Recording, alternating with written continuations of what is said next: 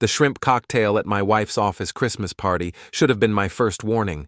Marta was feeding one to her creative director colleague Jared Cole, laughing like a teenager while he sucked the sauce off her fingers. I stood there holding 2 glasses of cheap wine, watching my wife of 22 years flirt like I was invisible. Some men get midlife crises. Others get front-row seats to their own humiliation. "Tom, you remember Jared," Marta said without looking at me, her hand still resting on his forearm. "He's been helping me with the Morrison account."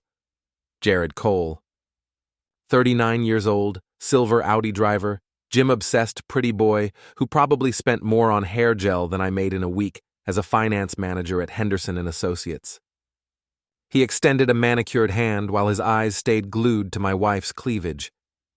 "Great to finally meet the husband," he said with a smirk that made me want to dump the wine on his perfectly styled head. "Marta talks about you all the time." "I'll bet she does," I thought, shaking his limp hand. "Probably tells him how boring I am, how predictable, how I've been wearing the same cologne for 15 years. The drive home was silent except for Marta's aggressive texting. Her phone lit up every 30 seconds with messages she'd angle away from me at red lights. When I asked who was texting so late, she snapped that it was work stuff, none of my business. Our house in Millfield Estates looked exactly like every other house on Maple Street. Colonial style, 2-car garage, perfectly manicured lawn that I spent every Saturday maintaining. Inside, Ross and Amelia's college photos smiled down from the mantel, reminders of when our family actually felt like a family. "I'm going upstairs," Marta announced, already heading toward the stairs with her phone pressed to her ear. "Victoria's calling about our girls' trip." Victoria, Marta's younger sister, the Instagram influencer who'd never worked a real job in her life, but somehow afforded designer everything. She'd been filling Marta's head with nonsense about living your best life, and you deserve better for months now. I poured myself 3 fingers of bourbon and settled into my recliner. Through the ceiling, I could hear Marta laughing, actually giggling, at whatever Victoria was saying. When had she stopped laughing like that with me? The next morning, Marta announced her girls' retreat like she was declaring war. "It's a spa weekend at Mills Lake," she said, not looking up from her phone as she sipped coffee from the mug Ross had made her in high school pottery class. Victoria booked it. "We leave Friday, back Sunday night."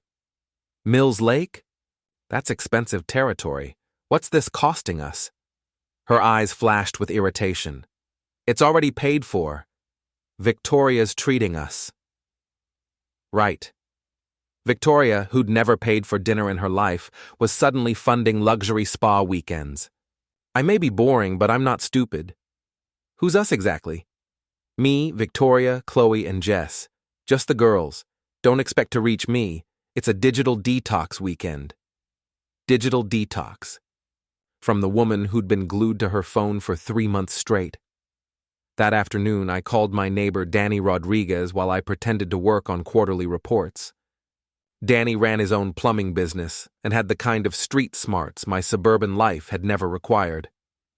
"She's lying, brother," Danny said after I explained the situation. "Digital detox my ass. Victoria's broke. My wife follows her Instagram.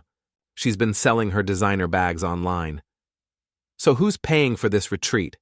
"Come on, Tom. You know who." I knew. But knowing and proving are different things, and I needed proof before I burned my life down. That evening, I suggested we activate Find My Phone on our devices. For safety. Marta agreed without thinking, probably because she was too busy texting to pay attention. By Thursday night, I had tracking access to her location. Friday morning, Marta kissed my cheek like she had for 22 years, grabbed her overnight bag, and drove off in her Honda Pilot toward what I assumed would be the end of our marriage. I waited an hour, then checked her location. Mills Lake.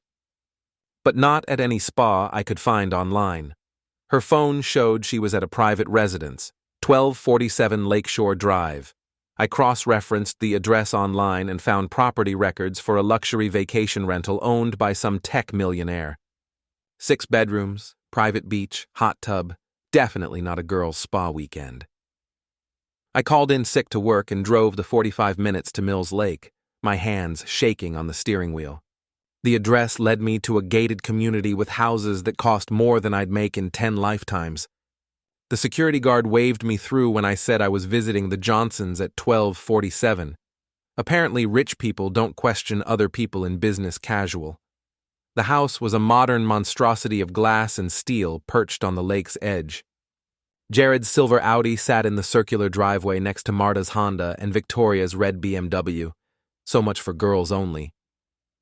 I parked down the street and walked back through the woods, feeling like an idiot in my khakis and polo shirt. This is how Dateline episodes start, I thought. Middle-aged husband goes crazy, breaks into millionaire's compound, ends up in prison orange. But I had to know. The back of the house faced the lake, all floor-to-ceiling windows with no curtains.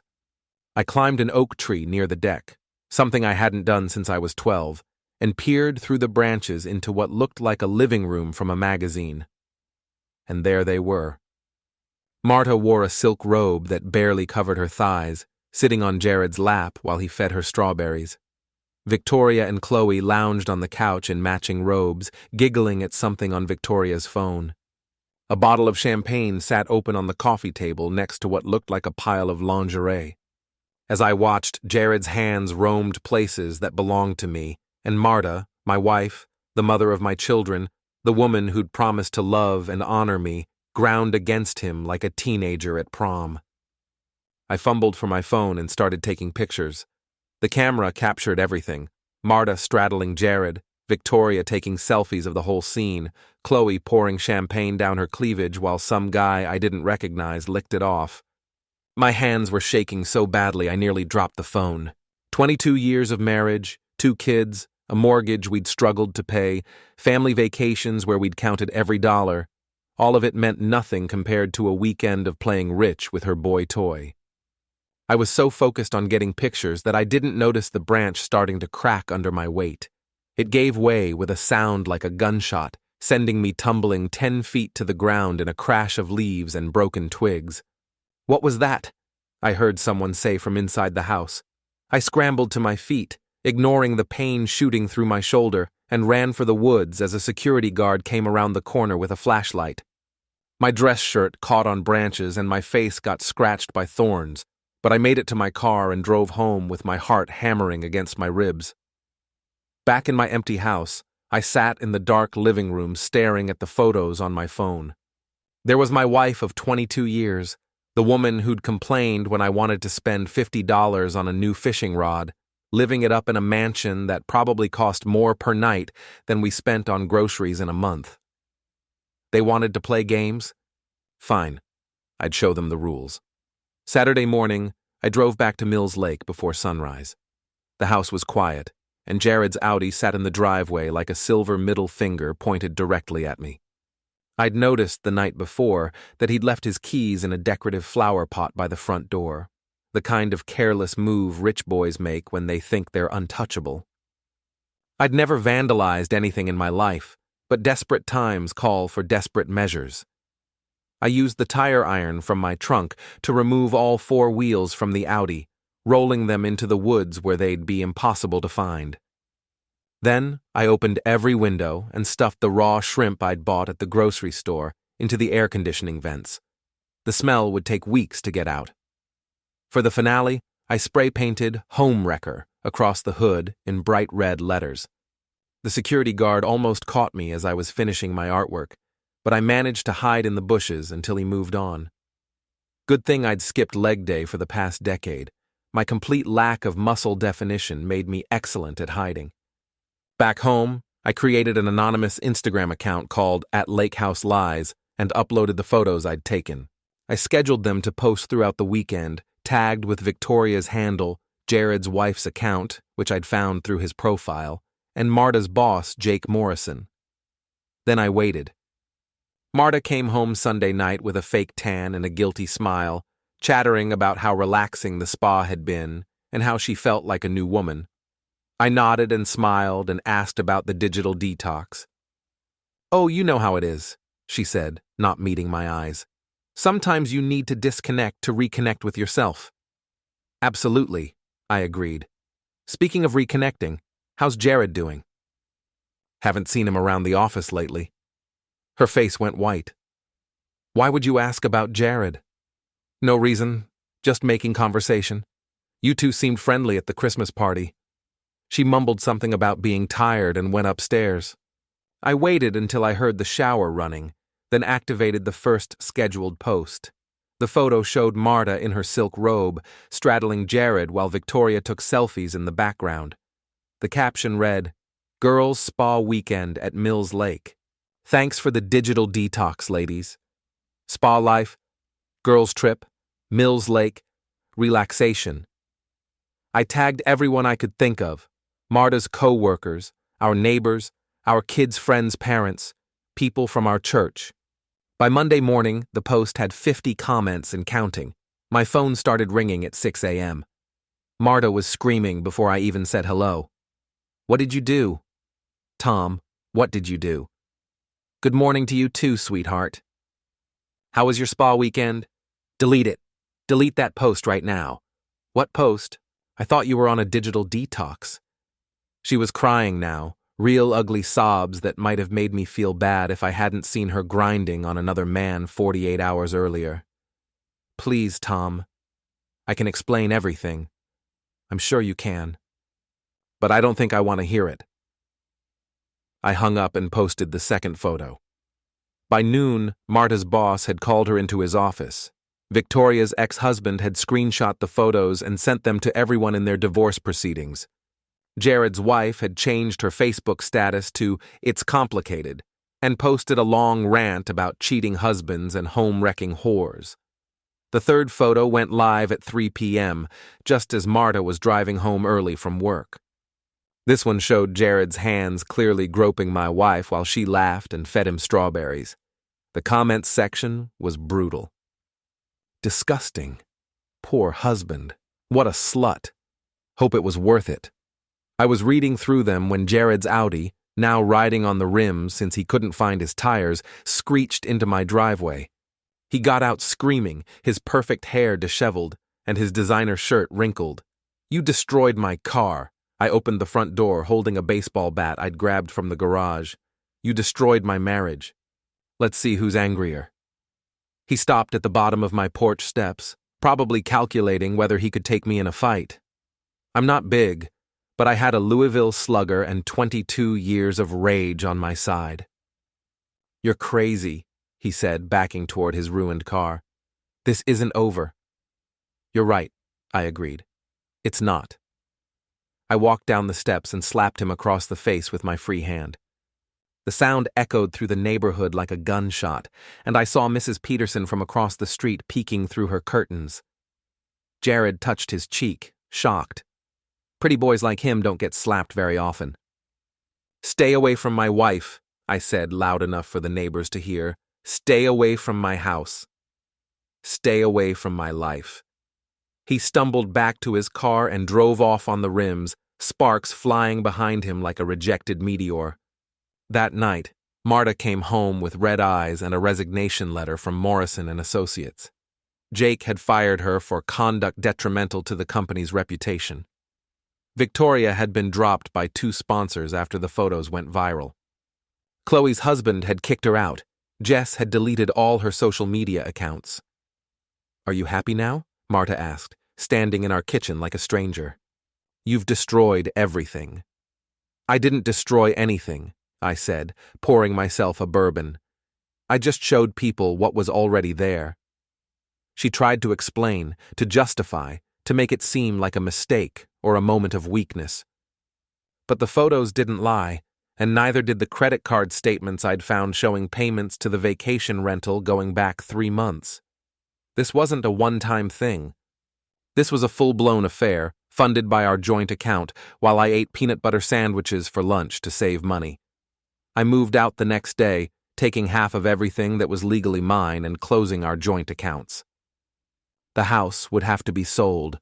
Marta couldn't afford the mortgage on her unemployment benefits. But I wasn't done yet. Over the next 2 weeks, I orchestrated a campaign of perfectly legal revenge that would have made Sun Tzu proud. I hired a food truck to park outside Marta's apartment complex every morning, giving out free shrimp cocktails, courtesy of Marta's lover. I sent copies of the photos to every person in her contact list, along with a detailed timeline of the affair and the money she'd spent on it. Jared's wife filed for divorce and posted his naked pictures on Instagram before her account got suspended. Victoria had to move back in with her parents after losing her apartment. Chloe got fired from her job at the bank when the photos reached her conservative boss. The final confrontation came on a Thursday night during a thunderstorm that knocked out power to half the neighborhood.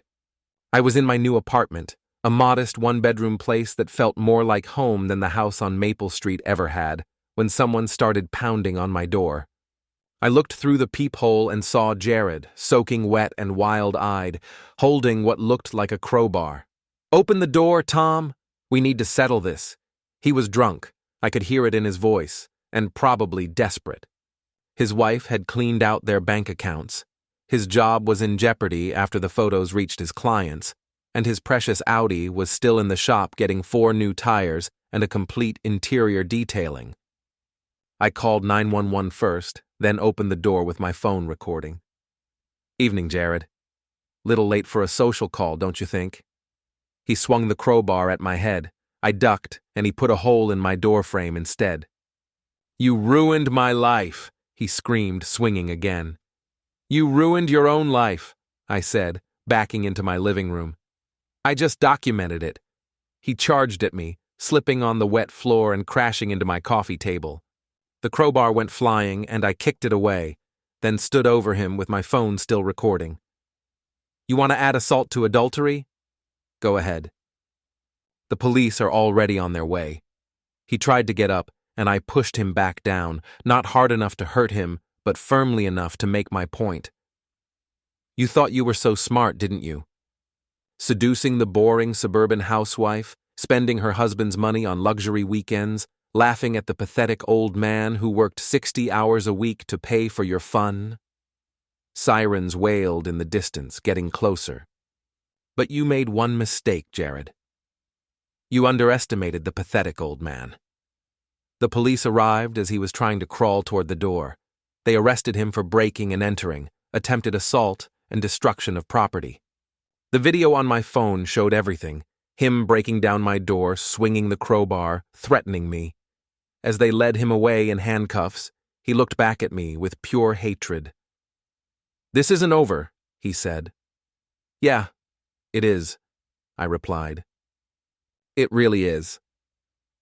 The next morning, I got a call from Ross, my son at college. He'd seen the photos. Apparently they'd made it to his campus somehow, and wanted to know if I was okay. "I'm better than okay," I told him. "I'm free." Amelia called an hour later, crying and apologizing for not seeing what her mother had become. She wanted to transfer schools to be closer to me, but I told her to stay put and focus on her education. Her mother's mistakes didn't have to derail her future. The divorce was finalized 6 months later. Marta got nothing. Adultery is still grounds for fault divorce in our state, and the photos made her case impossible to defend. I kept my pension, my 401k, and my dignity. She kept her shame and her unemployment benefits. Victoria moved to Florida to live with their mother, her influencer career destroyed by the scandal. Chloe got a job at a gas station after the bank fired her. Jess disappeared entirely, deleted all her social media, changed her phone number, probably moved to another state. Jared's wife took him for everything in their divorce, including the Audi. Last I heard, he was working at a gym in another city, teaching spin classes to soccer moms who didn't know his history. And Marta? She moved into a studio apartment above a Chinese restaurant, working part-time at a call center and living on food stamps. Sometimes I see her at the grocery store, buying generic everything and looking 10 years older than she did during her spa weekend phase. She always looks away when she sees me. I run into Danny Rodriguez sometimes at the hardware store or the coffee shop downtown. He always asks how I'm doing, and I always tell him the same thing. Better than I ever imagined. Because it's true. The house on Maple Street sold for enough to pay off the mortgage and leave me with a decent nest egg. My apartment is small, but it's mine. I don't have to pretend to laugh at anyone's jokes or smile when they disrespect me. I don't have to watch my wife flirt with other men or wonder who she's texting at midnight. I'm 53 years old and starting over, but I've never felt more alive. Last week, I was having dinner at a nice restaurant downtown when a woman at the bar sent over a drink. She was attractive, probably mid-40s, with kind eyes and a genuine smile. We talked for an hour about books and travel and the weather, normal conversation between normal people who weren't hiding anything from each other. Her name was Jennifer, and she was recently divorced too. Not because of cheating, just because she and her husband had grown apart over 20 years of marriage. She was a teacher at the elementary school, had 2 kids in high school, and drove a sensible Honda that she'd bought herself with her own money. "I'm not looking for anything serious," she said as we walked to our cars. "I'm still figuring out who I am outside of marriage." "That makes 2 of us," I said. She kissed my cheek and gave me her number. "Call me if you want to figure it out together." "I will. Maybe not today or tomorrow, but soon. Because I've learned something important over the past year. Revenge isn't just about destroying the people who hurt you. It's about building something better from the ashes of what they destroyed." Marta thought she was trading up when she chose Jared over me. She thought I was boring, predictable, beneath her new aspirations. She thought I'd just take it quietly, maybe cry a little, maybe beg her to come back. She was wrong about everything. The last time I saw her, she was coming out of the unemployment office with a stack of job applications. She looked tired and defeated, wearing clothes from Walmart instead of the designer outfits she used to buy with our joint credit card. I was getting into my new truck, nothing fancy but reliable and paid for in cash, when she spotted me across the parking lot. For a moment, we just stared at each other. Then she walked over, probably hoping for some kind of reconciliation, or at least civility. "Tom," she said, her voice smaller than I remembered. "How are you?" "I'm great, Marta." Really great. She looked at my truck, my new clothes, the confidence in my posture that hadn't been there during our marriage. "I made a mistake," she said quietly. "A huge mistake. Is there any chance we could try again? Maybe go to counseling?" I thought about it for exactly 1 second. Then I remembered her grinding on Jared while Victoria took pictures, remembered the lies about the spa weekend, remembered 22 years of being taken for granted by someone who thought she deserved better. "No," I said simply. "There isn't." She started crying then, standing in the unemployment office parking lot in her Walmart clothes, crying for a marriage she'd destroyed and a husband she'd never appreciated until he was gone. I got in my truck and drove away without looking back. That was 6 months ago. I haven't seen her since, and I don't expect to. Our kids talk to both of us, but separately. They understand what happened and why it happened, and they've made their own choices about relationships based on what they learned from our disaster. Ross is engaged to a girl from his college, a sweet kid who treats him with respect and genuine affection. Amelia is dating someone too, a boy who opens doors for her and pays for dinner without expecting anything in return. They learned from their mother's mistakes, which is the only good thing that came out of our marriage falling apart. As for me, I'm planning a trip to Europe next spring, something Marta always said we couldn't afford. Turns out we could have afforded it easily if we hadn't been spending money on luxury lake house rentals for her affair. I might ask Jennifer to come with me, or I might go alone. Either way, I'll be free to enjoy it without worrying about someone back home grinding on their personal trainer or creative director or whoever catches their eye next.